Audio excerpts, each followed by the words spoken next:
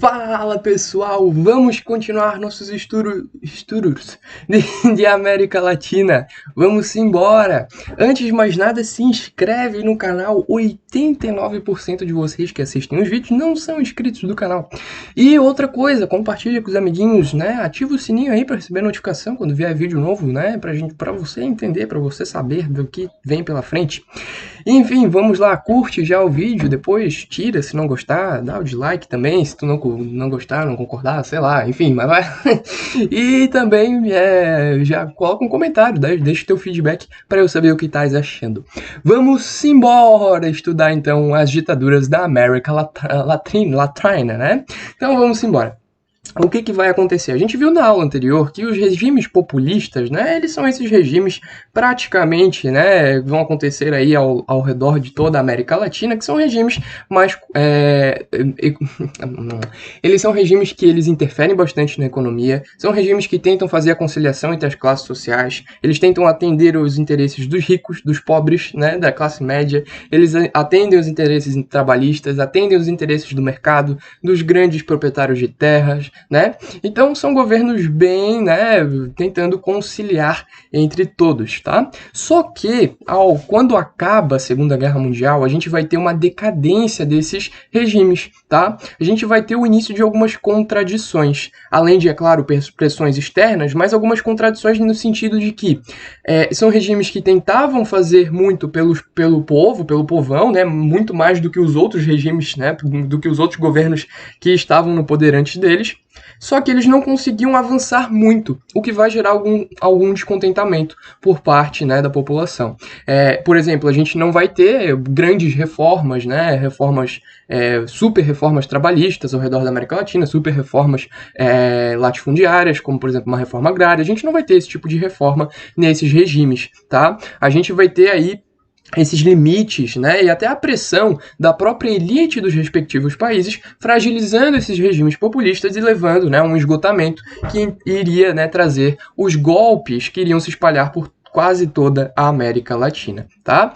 E aqui a gente pode fazer algumas generalizações porque aconteceu muito parecido em quase todos os países da América Latina, tá? O processo começa, né, ele tem um ponto de gênese comum a todos os países, e esse ponto de gênese é os Estados Unidos da América, é a Guerra Fria, né? A gente está passando por um momento aí na década de 40, 50, 60, que é um momento muito bipolarizado, né? Estados Unidos contra a União Soviética, é a Guerra Fria clássica, né? E também ali avançando um pouquinho para a coexistência pacífica, até a gente chegar na Revolução Cubana, que é o ponto-chave onde os Estados Unidos vai começar a perceber que talvez, né, nessa pegada de aliança por paz, como dizia o John Kennedy, né? Talvez assim a gente não vá ganhar a Guerra Fria e talvez a gente até perca algumas áreas de influência, como a gente perdeu Cuba, né? Então a gente vai ter em 1961 a crise dos mísseis de Cuba, que vai ser drástica, né? Que vai parar o mundo, todo mundo olhando, né, para essa situação. Pode ser que o mundo acabe amanhã, então vamos tentar resolver essa situação aí, né? Então a gente vai ter aí nessa questão aí, uma atenção muito grande dos Estados Unidos e principalmente dos sucessores do John Kennedy, tá? A gente vai ter o Lyndon Johnson começando a fazer uma pegada um pouco mais, né, intervencionista nos países da América Latina. O Richard Nixon sendo o ponto auge, né? O Nixon que era um presidente republicano que vai governar de 69 a 74 e que vai ser o cara, né, que vai influenciar muito e vai financiar, né, essas ditaduras, os golpes na América Latina. Depois o Gerald Ford um pouco menos, tá? E aí acaba de vez com o Jimmy Carter, presidente democrata, que não gostava, né, dessas interferências nos países da América Latina. Ele achava que dava para ganhar a Guerra Fria de outras maneiras, tá? O que vai acontecer é que, de fato, no governo Richard Nixon a gente vai ter, né, a implementação desses regimes. E a gente vai ter, então, né, não só sendo algo do exército junto com a elite estadunidense que está financiando, né, mas também as elites locais dos países da América Latina, tá? Então a gente vai ter aí o mercado financeiro de cada país apoiando bastante, tá? Os grandes empresários, os grandes latifundiários apoiando a instauração desses regimes. Por quê? Porque essa galera, ela tinha muito medo de um golpe comunista, de algo que fosse trazer instabilidade para o mercado, algo que fosse contra os interesses, né, desses empresários, desses grandes latifundiários. Eles não queriam nem ouvir falar de reforma agrária, de direitos trabalhistas, então vai ser algo que vai assustar bastante e fazer com que essa gente, né, apoie os golpes, né, que iriam levar a uns regimes civis militares, tá? O que vai acontecer? Quais são as características, né, desses governos, desses regimes? Cara, basicamente em todos eles, né, onde aconteceu ditadura na América Latina, alinhada com essas características que eu trago nessa aula, geralmente aconteceu censura de meios de comunicação, ou seja, o povo não sabe o que está acontecendo de fato, né, o povo acha que está tudo uma maravilha. A gente vai ter sequestros, né, perseguições, torturas e assassinatos dos dissidentes, das pessoas que não concordavam com as ditaduras, né, das pessoas que eram consideradas comunistas, né, ameaça vermelha, socialistas, enfim, qualquer pessoa, até sindicalista era preso e, né, torturado, assassinado, muitas vezes, tá? A gente vai ter até uma operação específica aqui na América Latina, que é a Operação Condor, né, que eu acho maravilhosa essa... Opa, voltei um slide, que burro. Que eu acho maravilhosa essa charge aí, cara, que ela representa muito bem o que foi a Operação Condor, né? É uma super aliança do Cone Sul. O que é o Cone Sul? É o Chile, a Argentina, o Uruguai e o Paraguai, e às vezes um pouquinho o Brasil também tá representado no Cone Sul, tá? O que vai ser nessa Operação Condor? Vai ser a troca de informações, né, para saber, alguém conseguiu fugir do Brasil, vamos procurar onde é que tá esse desgraçado pra gente perseguir, torturar, matar, enfim, né? Então vai ser a troca de informações pró-repressão sistemática, tá? Então a gente vai ter aí uma organização desses países procurando, né, esses socialistas, comunistas e dissidentes, tá? E é claro que tudo muito bem financiado aí pelos interesses norte-americanos. A gente tem aqui, né, essa representação do pau de arara, que foi um instrumento aí de tortura muito utilizado nesse período. Tá bom, gente? É complicado. Mas vamos lá. A Argentina, vamos começar a estudar os casos, né? Os casos. Eu trouxe aqui alguns para vocês, não precisa saber todos, né? Porque também, senão é muita coisa, né? Saber todos os casos de ditadura na América Latina. Mas eu trago alguns aqui para vocês, né? Claro que a gente estudou mais a fundo do caso brasileiro e agora a gente vai dar uma olhada em outros casos. Cara, a Argentina, ela passou por 3 golpes, tá? Em cada década teve um golpe. A década de 50 teve um golpe, a década de 60 e a década de 70, né?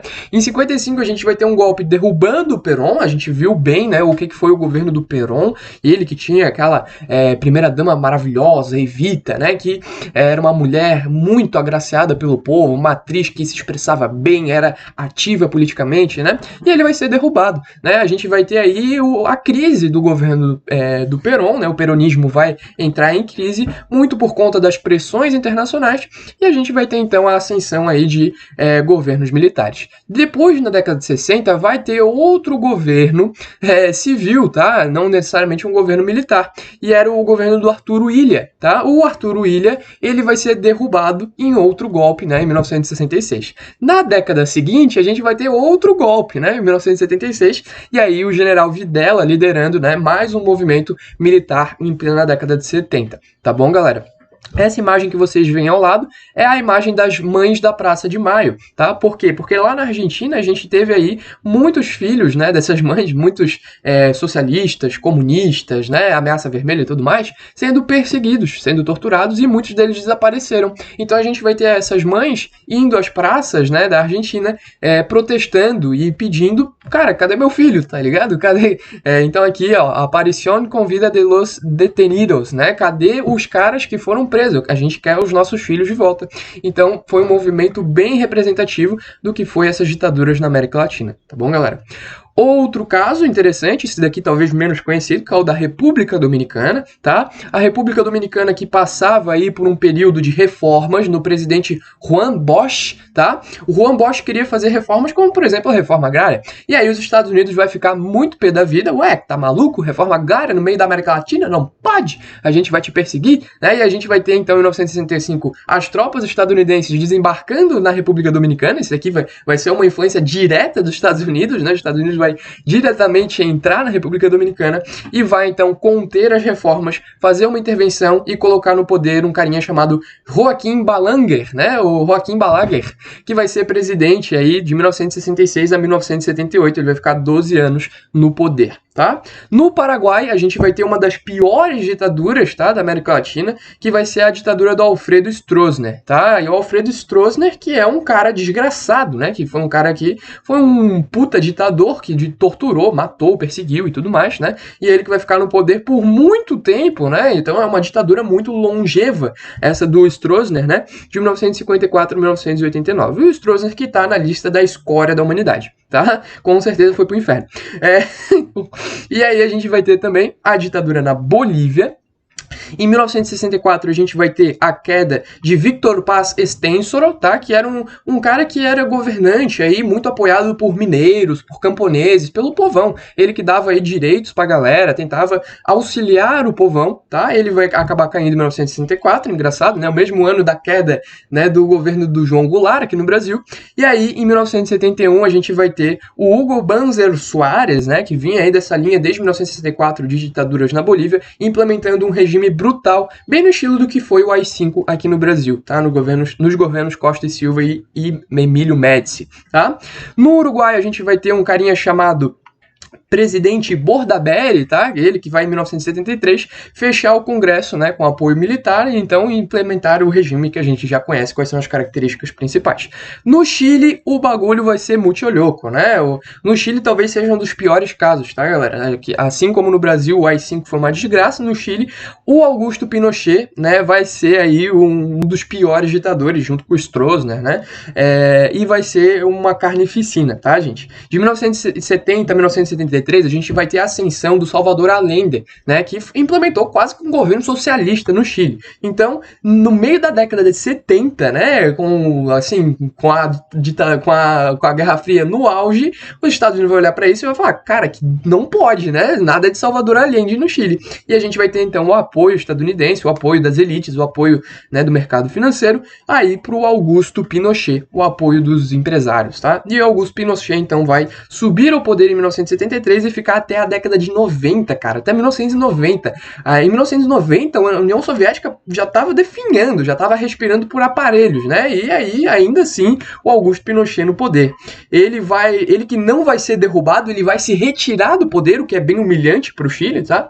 Ele vai garantir a própria impunidade, né? E, enfim, né? Vai ser um super ditador aí, né, e a ditadura do Chile é sentida até hoje, né, na Constituição chilena e em todas as mazelas que vieram juntos aí como consequências, tá?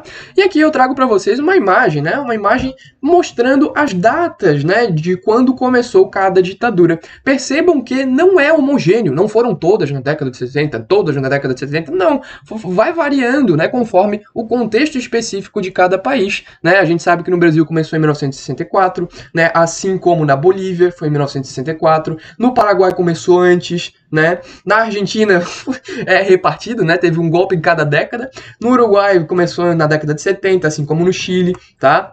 No Peru, em 1968, né, na República Dominicana, como eu falei para vocês, em 1966, Guatemala começou antes, né, Nicarágua na década de 70, então a gente pode ver que varia, né, conforme o contexto específico de cada país. Mas um fato é, todas elas tiveram as mesmas características que a gente viu anteriormente. Beleza? Então é isso. Espero que tenha ajudado teus estudos. Espero que tenha aí elucidado alguns casos, né? Até algumas curiosidades, né? Algumas coisas que a gente não costuma estudar, né? Alguns casos interessantes. E te vejo numa próxima oportunidade. Beijão, valeu!